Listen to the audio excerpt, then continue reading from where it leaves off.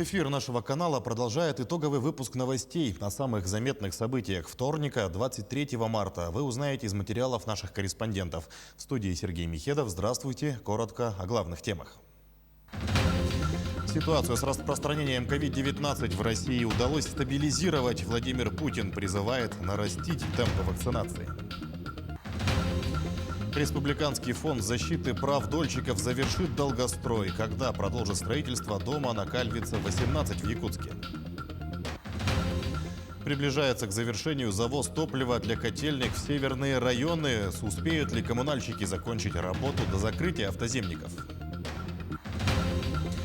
Их услуги востребованы практически в каждой отрасли. Всемирный день метеорологии отмечается сегодня. В Алдании в третий раз пройдет полюбившийся многим проект «Ночь театра». Артисты работают и над множеством иных постановок.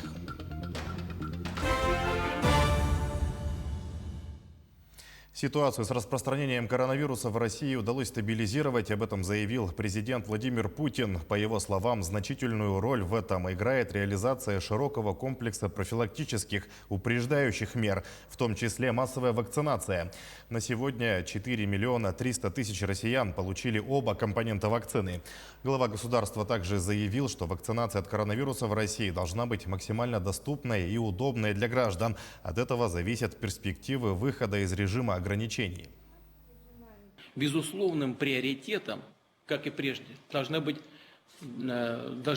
наши внутренние потребности. Обеспечение вакцинами российских граждан. Сейчас нам крайне важно продолжить наращивать темпы вакцинации в стране. Для этого нужно направить достаточные объемы вакцины в регионы. Обеспечить работу широкой сети прививочных пунктов и, конечно, продолжить информировать людей о том, где, как, в какое время они смогут получить прививку. Весь этот процесс должен быть максимально доступным и удобным для наших граждан, особенно для людей старшего возраста. И, знаете, в завершении хотел бы вновь подчеркнуть, что вакцинация – это, конечно, добровольный выбор каждого человека, личное решение каждого человека. Между тем, 28 марта вакцина «Ковивак» поступит в гражданский оборот. В апреле для россиян также будут доступны более 12 миллионов комплектов доз вакцины «Спутник Ви». Об этом сообщила вице-премьер России Татьяна Голикова. Напомним, вакцина, получившая название «Ковивак», это третий препарат против COVID-19 отечественного производства. Он создан в научном центре имени Чумакова Российской академии наук. Далее об актуальной эпидобстановке в Якутии. За минувшие сутки выявлено 30 новых случаев COVID-19. В Якутске заболели 20 человек, в Алаиховском и Вилюйском по 3 случая. В Тампонском районе заразились еще 2 человека. В Нижнеколымском и Эвено-Бытантайском районах выявили по 1 случаю. За сутки лаборатории региона провели более 300 исследований на коронавирус. Антиковидные льготы для пожилых работников скоро отменят. Через 1,5 недели работающие россияне старше 65 лет не смогут оформлять больничные для того, чтобы оставаться дома на самоизоляции. Постановление правительства, которое давало такую возможность прекратить действие с 1 апреля. Теперь Кабинет министров рекомендует работодателям пожилых сотрудников переводить на удаленку в приоритетном порядке. Бесплатные лекарства получат более 1500 пациентов с болезнями сердца и сосудов в регионе. Сделано это будет в рамках нацпроекта здравоохранения. С прошлого года Минздрав Якутии участвует в пилотном проекте по модернизации системы обеспечения лекарствами граждан с такими заболеваниями в амбулаторных условиях. В 2020-м проект охватил 1377 пациентов. Данную льготу в 2021 году, согласно регистру, получат более 1500 человек, сообщили в министерстве. Бесплатно получать лекарства в течение года могут пациенты, перенесшие инсульт или инфаркт. В Ленске в этом году снова заработал компьютерный томограф. В 2020-м аппарат вышел из строя из-за высокой нагрузки. Ленчанам приходилось ездить на обследование в Мирный, притом проводить его платно. Сегодня эта проблема решена. В день процедуру осмотра проходит порядка 10 человек. При этом направляются пациенты только по назначению врача и по острой необходимости. На данный момент основная нагрузка идет в связи с пандемией, это легочная система, то есть смотрим легкие. Ну, в данный момент уже нагрузка падает, народу становится меньше, так как идет вакцинация и множество уже людей переболело, и нагрузка снижается. Также в основном мы смотрим неврологических больных, это головной мозг. И мы дифференцируем, и от этого зависит тактика лечения. В плане того, что раньше не могли и делали общую терапию, как бы много больных очень долго лечились. То сейчас все происходит быстро. Также это травмы, особенно гематомы внутримозговые. Возбуждено уголовное дело по факту гибели ребенка при пожаре в селе Барагонцы Устьалданского района. Возгорание произошло сегодня утром в частном двухэтажном доме на улице Барашкова. Самостоятельно из горевшего здания эвакуировались 4 человека, в том числе 2 детей. Однако позже при разборе завалов было обнаружено тело еще одного ребенка, девочки 2008 года рождения. Ведутся следственные мероприятия. Сообщение об исчезновении ребенка на пожаре в частном двухэтажном жилом доме поступило в следственные органы 23 марта текущего года. Самостоятельно из горящего помещения эвакуировалась женщина и 2 других ее детей. Девочка 2006 и мальчик 2013 годов рождения. Следователь СКР по Республике Саха-Якутия совместно с дознавателем МЧС провела осмотр места происшествия и неотложные проверочные мероприятия, направленные на установление обстоятельств произошедшего. Также в рамках расследования будут проведены необходимые экспертные исследования, которые помогут установить причины смерти ребенка и возгорания. Расследование продолжается. Ход следствия находится на контроле исполняющего обязанности руководителя Следственного управления. Долгострой по улице Кальвица, 18 в Якутске завершат с привлечением федеральных средств. Республиканский фонд защиты прав дольщиков сможет приступить к работам после получения прав от застройщика. Он на сегодня признан банкротом, но намеренно затягивает передачу документов. Ульяна Шагина подробнее о проблеме. Мама 2 детей Ирина Чепрасова потратила порядка 4 миллионов кровных, чтобы в этом доме приобрести долгожданное жилье. Объект так и не достроили, а семья вынуждена до сих пор ютиться у свекрови. На сегодняшний день готовность дома составляет 65%. Живем всей семьей со свекровью в одной квартире, в деревянном доме. Ну, конечно, условия не позволяют нам нормально жить. Но мы уже ждем, не дождемся, когда достроят наш дом. Застройщик навряд ли это доделает, потому что мы уже обратились в фонд. Естественно, надеемся только на фонд. Чтобы запустить механизм поддержки и защиты прав дольщиков, «Строймонтаж-2002» признали банкротом. Решение об этом в феврале этого года вынес региональный арбитражный суд. Между тем, не согласившись с этим, застройщик подал апелляционную жалобу, рассмотрение которой состоится 21 апреля в Чите. Кроме того, компания намеренно затягивает передачу всей необходимой документации. Застройщик ООО «Строймонтаж-2002» был признан банкротом, но до сих пор намеренно не передает документы финансово-хозяйственной деятельности конкурсному управляющему. Мы обошли дом со всех сторон, но так и не смогли попасть внутрь. Вокруг возвели высокий забор. Но что мы, когда порядка 200 пострадавших до сих пор не могут получить ключи от долгожданных квартир? Ситуацию под контроль взяла и республиканская прокуратура. По материалам прокурорской проверки и полиции возбуждено уголовное дело по части 2 статьи 201 Уголовного кодекса Российской Федерации по фактам неисполнения обязательств по заключенным договорам долевого участия в строительстве многоквартирного дома. Кроме того, в настоящее время по обращению организована проверка по фактам бездействия застройщика по передаче конкурсному управляющему необходимой документации, связанной с его деятельностью. В фонде же отмечают, что из-за такой позиции нерадивого застройщика страдают в первую очередь дольщики. Отсутствие необходимой документации тормозит работу фонда. На сегодня должны быть проведены все необходимые мероприятия по формированию реестра участников строительства, по инвентаризации имущества застройщика, по оценке объекта незавершенного строительства, а также земельного участка. Но на сегодняшний день застройщик препятствует процедуре передачи объекта, документов, что даже конкурсный управляющий обратился в арбитражный суд об обестребовании документов. Пока длятся суды, граждане ждут. Попытки достучаться либо докричаться до руководства строительной компании не дает результатов. Кого нет? Надежда теперь только на регион. Дольщикам уже пообещали, что дом достроят в течение 3 лет. Всего на эти цели, по предварительным расчетам, будет израсходовано более 200 миллионов рублей, в том числе и с привлечением федеральных средств. Ульяна Шагина, Георгий Григорьев, Якутск. 200 миллионов рублей направят на улучшение жилищных условий многодетных семей, имеющих 5 и более несовершеннолетних детей. Об этом сообщает пресс-служба Минтруда Республики. На этот год в регионе таких семей 1815. В предварительный список получателей выплаты вошли семьи с датой постановки на учет с 7 по 12 сентября 2012 года. Для включения в республиканский реестр необходимо соответствие нескольким условиям. Они должны проживать на территории Якутии не менее 20 лет, стоять на учете в органах местного самоуправления в качестве нуждающегося в жилых помещениях. Также на дату подачи заявления о включении в реестр необходимо, чтобы у заявителя было 5 и более несовершеннолетних детей. 86% топлива для нужд производственных филиалов ГУП ЖКХ Якутии завезено в районы. По словам заместителя генерального директора предприятия, по сравнению с прошлым годом все идет по графику. Правда, есть некоторые отклонения по завозу угля из поселка Джабарики-Хая Тампонского улуса. Но коммунальщики обещают, что до закрытия автозимников топливо точно будет доставлено до пунктов назначения. Некоторую часть грузов отправят в период летней навигации. Таким образом, на сегодня все филиалы обеспечены необходимым объемом топлива для завершения текущего отопительного сезона и начала следующего.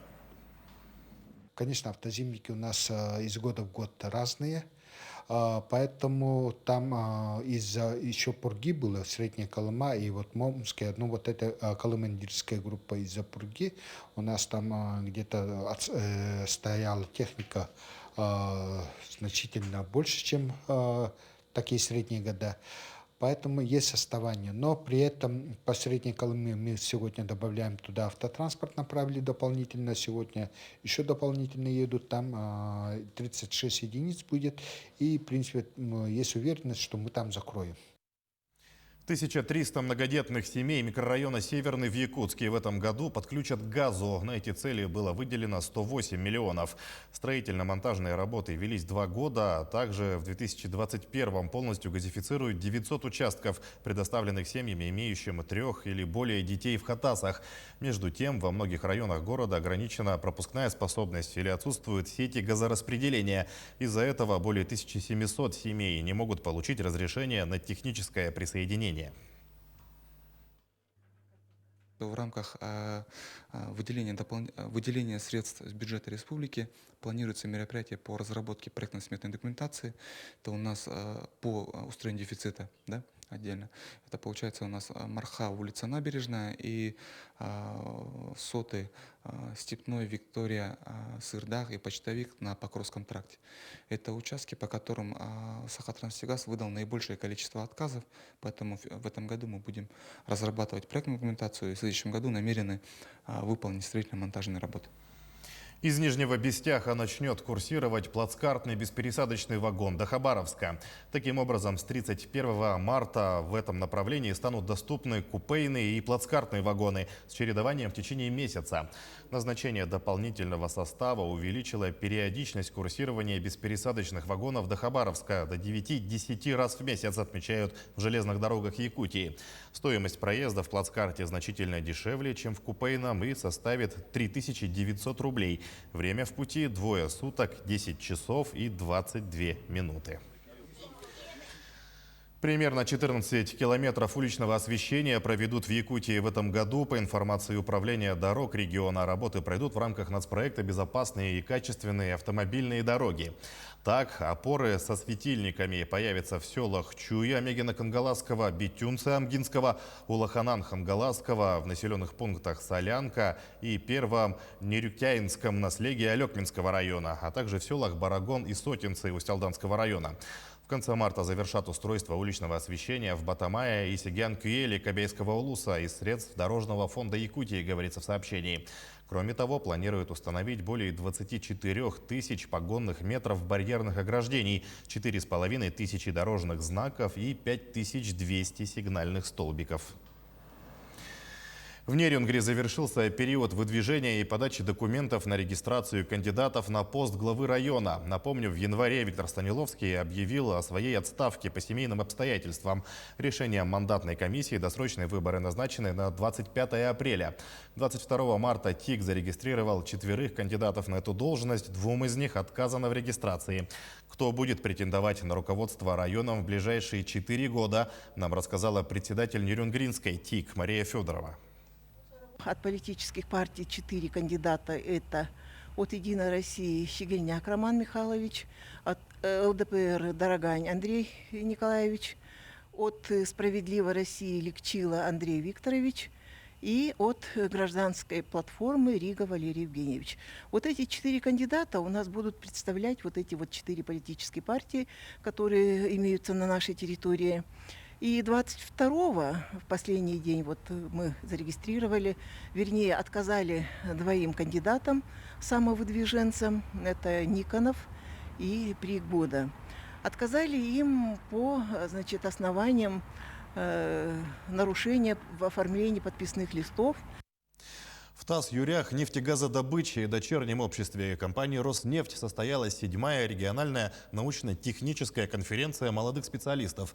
В этом году впервые в онлайн-формате. В ней приняли участие сотрудники предприятия и студенты вуза-партнера Мирнинского политехнического института. Подробнее о проектах в следующем материале.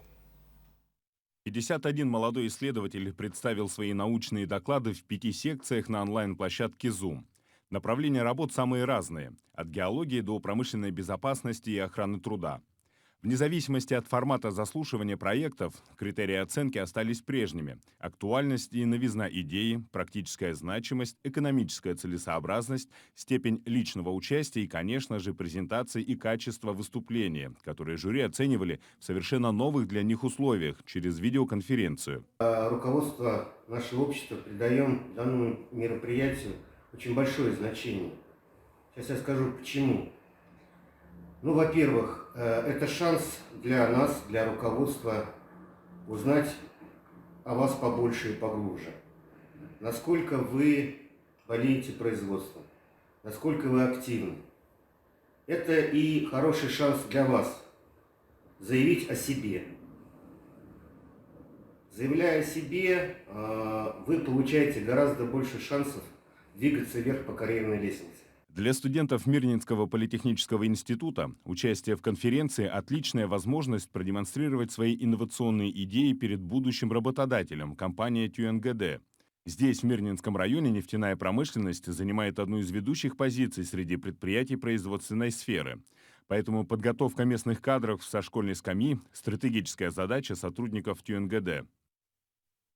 Мирнинский политехнический институт очень плотно сотрудничает с ООО «ТАСС Юрях нефтегаз-добыча». В 2018 году по их инициативе мы создали здесь базовую кафедру. Базовая кафедра подразумевает под собой, что при лекционных и практических занятиях принимают участие непосредственно сами специалисты.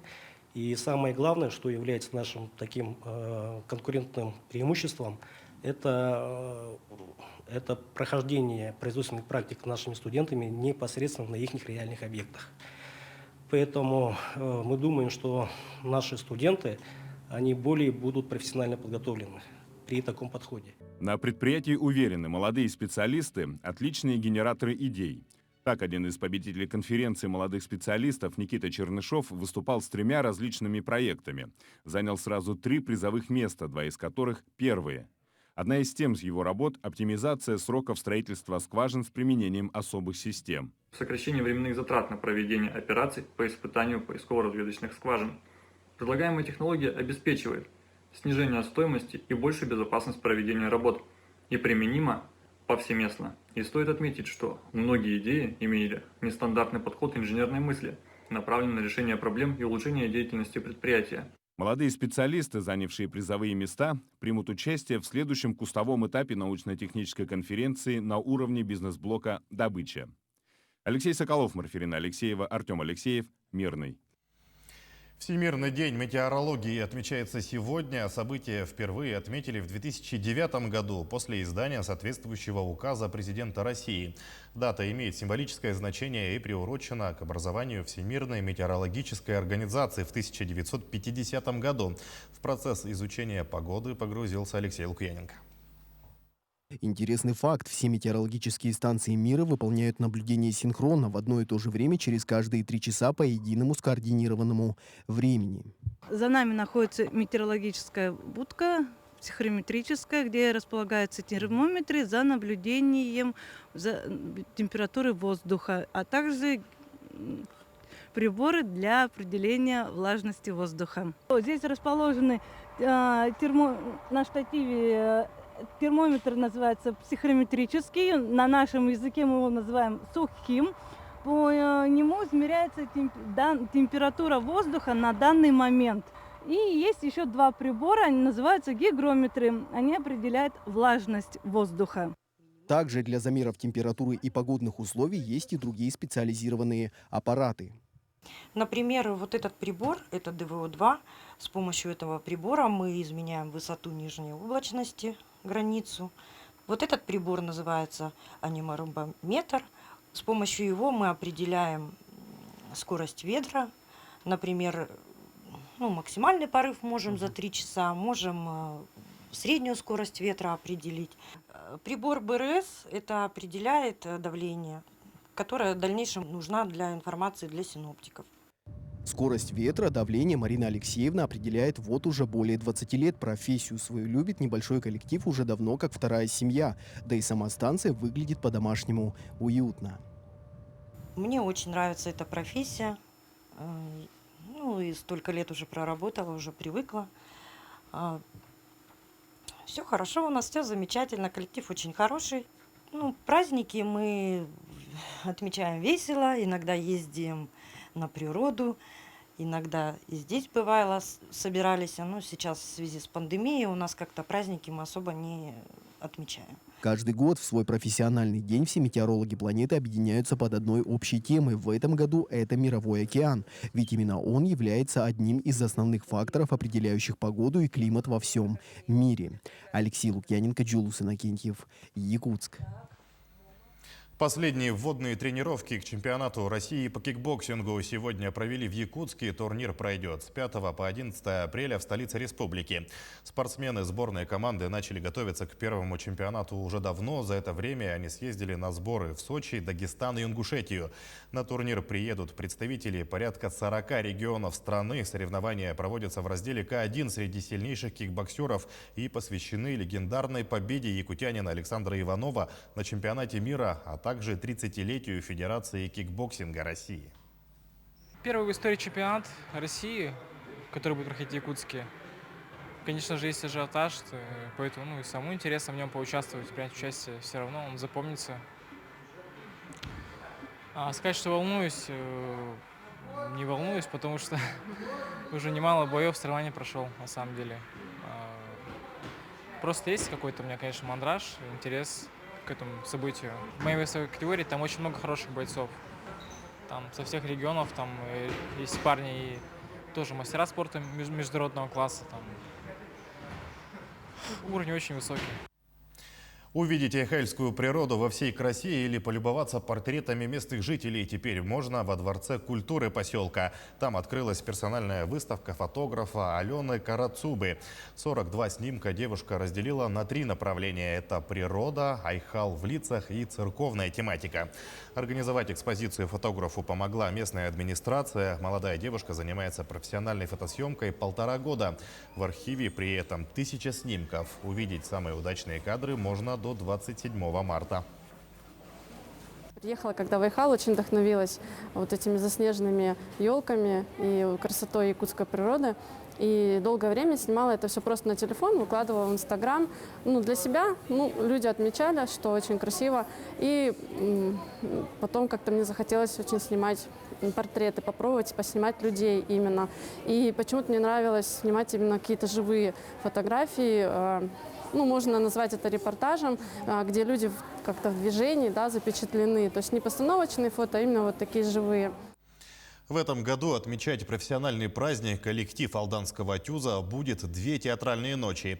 Все для того, чтобы в ее волшебство смогли погрузиться все желающие. Ночь театра в Алдане пройдет в 3-й раз. Полюбившийся зрителям проект станет своего рода символом возвращения к нормальной жизни. Наряду с подготовкой к празднику творцы Мельпомены работают над множеством иных проектов, каких узнавала Татьяна Вахнина.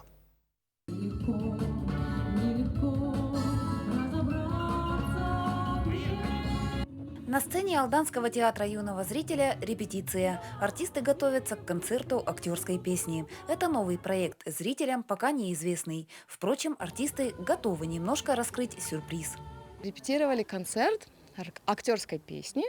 Все-таки созрели наши артисты. Каждый выбрал себе песню по душе и спел.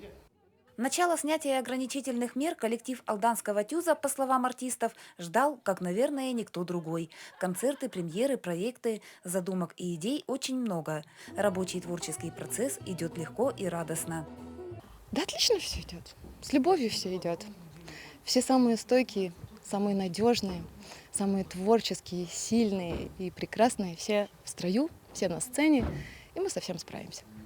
Ближайшим масштабным событием в ТЮЗе станет театральная ночь. В Алдане она пройдет в 3-й раз. В 2020-м, накануне праздника театра, был введен карантин. В этом году ночь обещает символизировать возвращение к докоронавирусной жизни. Как всегда, зрителей ожидает масса интересного и захватывающего. Я могу сказать, что это будет несколько разножанровых каких-то сюрпризов и, естественно, премьера спектакля для взрослых, название которого мы тоже, как правило, никогда не говорим. Получается, что это такой кот в мешке. Как правило, зрителям он нравится. Традиционно в ночь театра творцы Мельпомены отмечают профессиональный праздник. В этом году празднование будет проходить в течение 2 дней, чтобы в волшебство театральной ночи смогли погрузиться все желающие. Соскучились по ТЮЗу и зрители. Разрешенное количество билетов расходится моментально. Мы приступили к работе уже в конце января. Первое время зритель ходил с опаской. Сейчас надо сказать, что наполняемость залов 50%. Мы практически продавали билеты до конца. В активном возвращении к работе артисты Алданского театра юного зрителя не забывают о том, что опасность вируса отступила не окончательно. Все мероприятия организуются с учетом строгого соблюдения мер безопасности. Не возобновлена пока и гастрольная деятельность.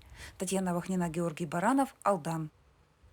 Таким наши корреспонденты увидели вторник, 23 марта. Мы продолжаем следить за развитием событий. Не забывайте носить маску, соблюдать безопасную дистанцию и оставайтесь с нами.